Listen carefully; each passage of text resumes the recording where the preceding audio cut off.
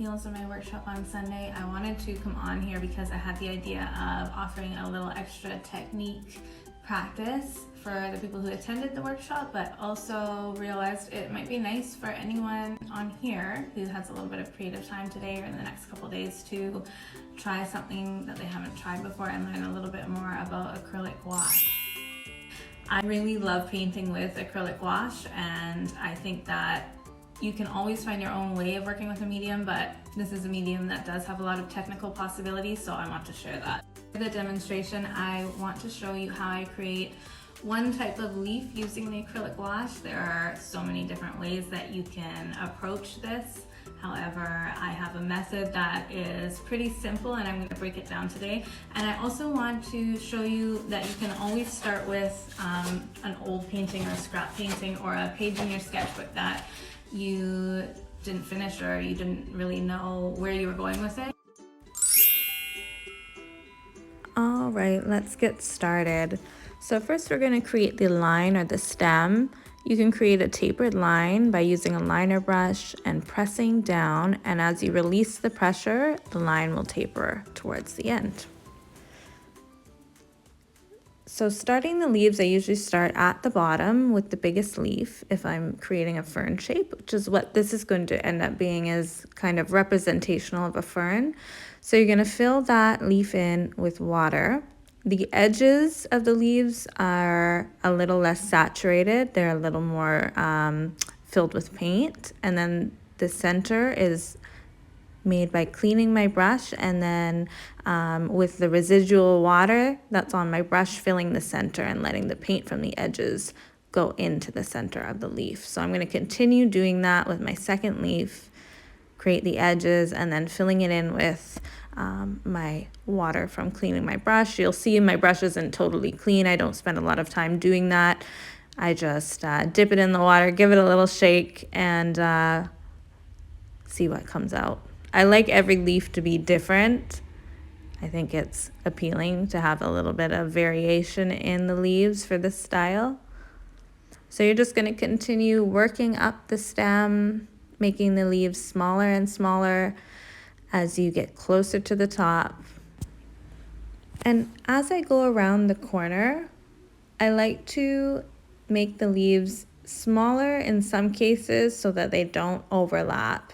And you definitely can overlap your leaves if you want them to be a bit larger, but if you want to have some clearly defined leaves, I just make sure I make them small enough so that when they're curving or going around that curve, they can have some definition between them. So then you're going to start on the other side doing the same thing. I want to note that using so much water with this yellow, this is deep yellow, it allows a lot of transparency, so anything underneath your leaves will show through.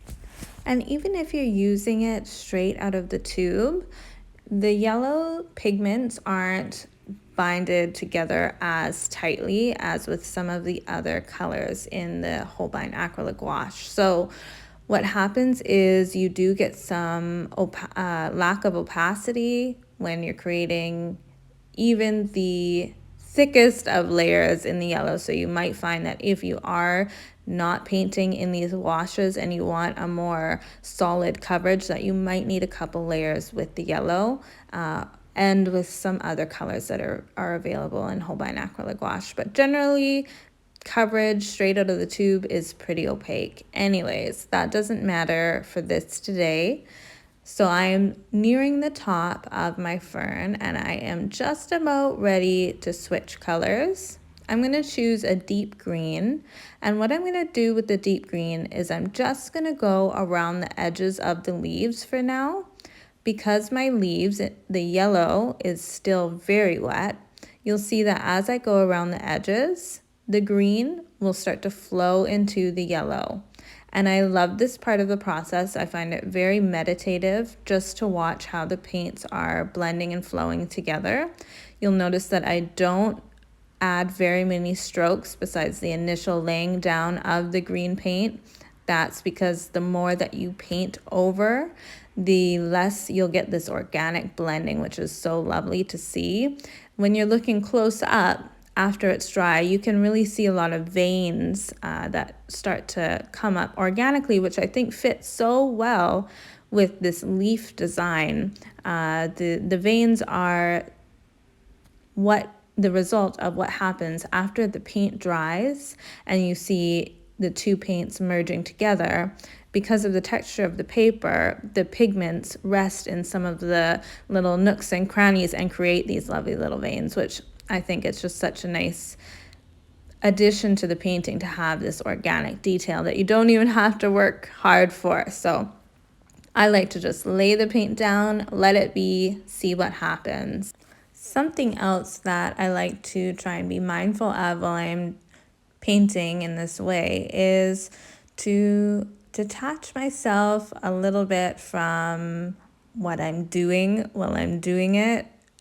It's very difficult to achieve that, and it only comes with practice and being able to trust the process. But it's a really nice effect overall if you can sort of just let the paint do what it wants, leave things to chance. So that means just trying to almost work mechanically in a way of like getting some paint on your brush, laying it down, putting some paint on your brush, laying it down somewhere else, and not really thinking too much about what's happening, just observing what's happening, and then you can look at it afterwards and really get a sense for how the process played out. So in the intro, I said that I often will paint on scrap pieces of paper or old paintings. These are generally from my sketchbook, things that maybe didn't work out or I just have no use for anymore. This particular painting that I'm working on now is a very, very, very old painting that I kept around for this purpose of being able to recycle it and experiment on top of it. So the previous painting that I was working on, that wreath shape, it's the same thing. It's a wreath that I started painting. I didn't really love the direction that it was going, but I didn't want to throw it away, so I kept it for using and recycling later on. I love working this way because it allows you to see how different elements can interact, and it creates opportunities for new paintings, new ideas. So for example, I might have never thought of putting a fern leaf on this particular painting, but now as I do it, I am getting new ideas of how I can work in the future. And sometimes the two paintings that you're layering don't work together, and that's okay. The main purpose of doing this is to try out a new technique. So I want to try out painting in this style, and I don't want to paint on a white background because I feel like having a little color laid down already. And you can also see the difference between the fern on a background like this versus a fern on a background with a wreath, and so on. It just depends on the type of sketch that you're using as your base background. You can also do it on a white piece of paper, and then you can see how it looks on its own. So right now what I'm doing is I already have the layer of the leaf. I used two different colors. I used deep green and I used cobalt blue instead of deep yellow and deep green. So you can see there it's a little bit different how the colors are interacting.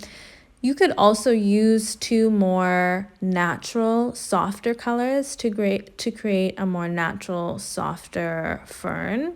The sky is the limit. The color possibilities are endless. It's just about experimenting.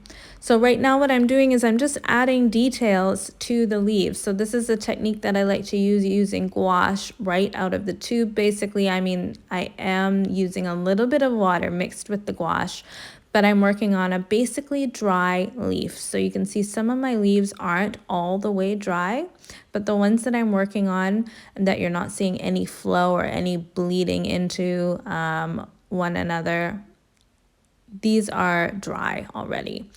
And I really love to experiment with creating different types of lines and different types of marks inside these leaves. I find it really fun. You can create patterns. You don't have to try and mimic things that you see in real leaves, it doesn't need to be so representational. And depending on the style of marks that you put into your leaves, it can really speak to who you are as an artist and the type of mark making that you do. So I sometimes think of the leaves or petals in my floral works as a canvas themselves. So they're just the base that I can use to create lines on top of. I'm an illustrator, so I really love line, and I do incorporate it in my work a lot. And I think these two styles of creating forms with acrylic gouache washes mixed with lines on top is really eye-catching. It pops, especially when you're using the Uni Posca pen, which is what I'm now using. I've switched from using the paintbrush to the Uni Posca pen, which is a brilliant pen to use for detail, has great opacity. So I am ready to start working on this second layer. What I'm going to do is a similar technique that you just saw me doing in the last painting, and I'm going to add detail to all of these leaves in a similar fashion. So sometimes I like to start very basic and create the line in the center and then lines coming from the center to the edge. This is a very simple technique that I'm sure all of us are already familiar with. I do it a lot in my paintings. I don't mind if I go over the edge of my original leaf. I think it adds a little bit of visual interest when it doesn't match up. That's just a personal preference. And similar to the other example that you saw already, I don't like to do every leaf the same. I change it up. By all means, you could do every leaf the same, especially because you've already got those different bases, and I think that's enough to make them look interesting in themselves. If you want to just create the veins on the top and then leave it at that with every single leaf, but I still usually try and make mine a little bit different. I just can't help myself. For me, I get bored if I do the same thing every time. So I think on this one, I'm just going to leave half of it done and the other half sort of unfinished, but intentionally. And this one, I'm going to do the lines in a different orientation. And for this one, I think that I might just do a little bit of outlining and so on. I also like to work quickly for this process. You don't have to. You can put a lot more thought into this because you are in control a lot more of this paint. We're using a lot less water, so you can basically just apply the paint as if you were drawing, as long as you have the control over the brush. You can also use the Uni Posca pen. The Uni Posca pens come in a variety of colors, and like I said, they have such amazing opacity and they go over top of the gouache very well as long as the gouache is dry. And because it's a pen, you have a lot more control over the line quality. With a brush, you can change the thickness of the line. That's an advantage of using a brush, is you can have thick lines that go into thin and vice versa, whereas an Uni Posca, of course, is just one size line. I like to sometimes add a little bit of details on the stem. This is just all about details now.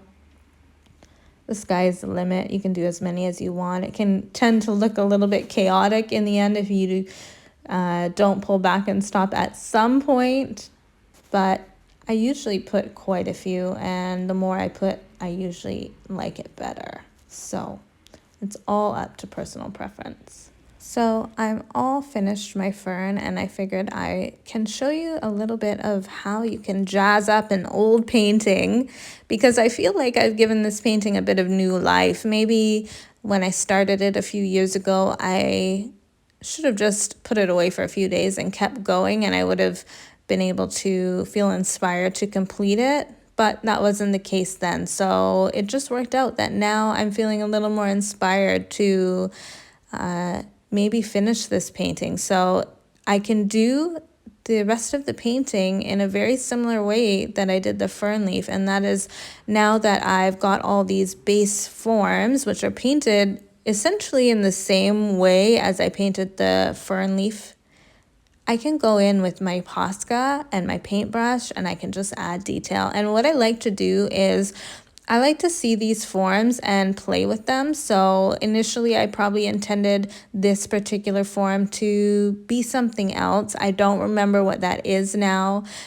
some sort of leaf, but I've decided to change it into something that has maybe a bit of a succulent feel. And so I'm just going inside and drawing within these forms, like I mentioned earlier, using the form as a canvas and not feeling like you're confined to the edges of the form. You can go inside of it and play however you want. So you can even add to it with the paintbrush afterwards. I went outside the form, but still focusing on this one form. So don't be afraid to experiment. This is an old painting already, so I mean, I have no attachment to it. It's just all about the possibility of seeing what happens.